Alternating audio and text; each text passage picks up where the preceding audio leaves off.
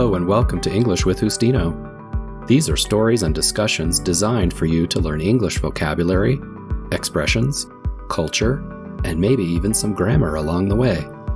These are designed for those already speaking English at an intermediate or advanced level.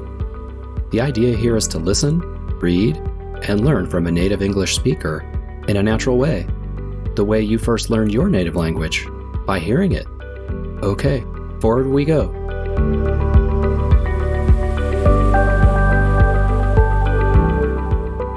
Jungle Book, Chapter 1, Lesson 7. The wolf pack was at council to determine the fate of Akela and Mowgli.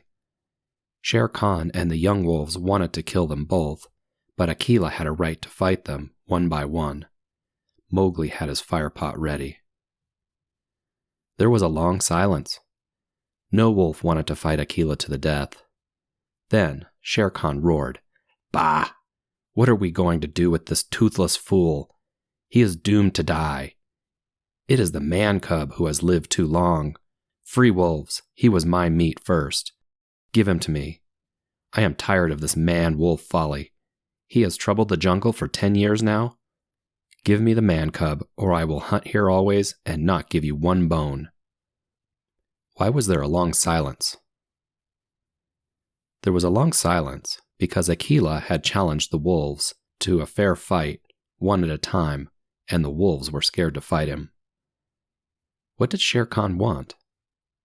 Shere Khan wanted to eat Mowgli, and he did not care what happened to Akela. Then, more than half the pack yelled, "A man! A man! What has a man to do with us? Let him go to his own place." Did Shere Khan put the focus of attention on Mowgli? Yes, the wolves were chanting about Mowgli. "And turn all the people of the villages against us?" exclaimed Shere Khan. "No, give him to me. He is a man, and none of us can look him in the eye." What did Shere Khan think? Shere Khan said that if they allowed Mowgli to go back to the villages of man, they would turn against them. Akela lifted his head again and said, "He has eaten our food. He has slept with us. He has driven game for us. He has broken no word of the law of the jungle." Who was now speaking in support of Mowgli? Akela was speaking in support of Mowgli. "Also, I have paid for him with a bull, and he was accepted. The worth of a bull is little, but Bagheera's honor is something that he will likely fight for," said Bagheera in a gentle voice. What did Bagheera think Mowgli would fight for? Bagheera thought Mowgli would fight for Bagheera's honor, since he paid for him with a bull. "A bull paid 10 years ago?" the pack snarled. "What do we care for 10-year-old bones?" What did the pack not care about now? The pack did not care about a bull that they were given 10 years ago. "Or a pledge," said Bagheera, his white teeth bared under his lip. "Well, you are called the Free Wolves." Was it the bull that was important, or the pledge or promise that the bull represented important? It was the pledge or promise that was important. "No man cub can run with the people of the jungle forever," cried Shere Khan. "Give him to me." What did Shere Khan want? Shere Khan wanted to eat Mowgli. "He is our brother in all but blood," Akela went on. "And you would kill him here? In truth, I have lived too long. Some of you eat cattle, and I have heard that, under Shere Khan's teaching, you go at night to snatch children from the villager's doorstep as well. Therefore, I know you are cowards, and it is to the cowards I speak. I must die, and for sake of the honor of the pack, I promise that if you let the man cub go to his own place, when my time comes to die, I will die without fighting. That will at least save the pack 3 wolves. I can't do more, but I can save you the shame that comes from killing a brother who has done no wrong. A brother spoken for according to the law of the jungle." Who was Akela making his speech to? Akela was talking to the young wolves that were following Shere Khan. What did Akela promise? Akela promised that if they let Mowgli go free, he would not fight back.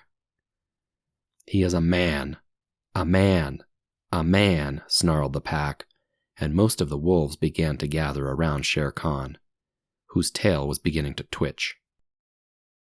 Were the wolves siding with Shere Khan now? Yes, even after Akela's speech, the young wolves were on Shere Khan's side and were going to kill Mowgli.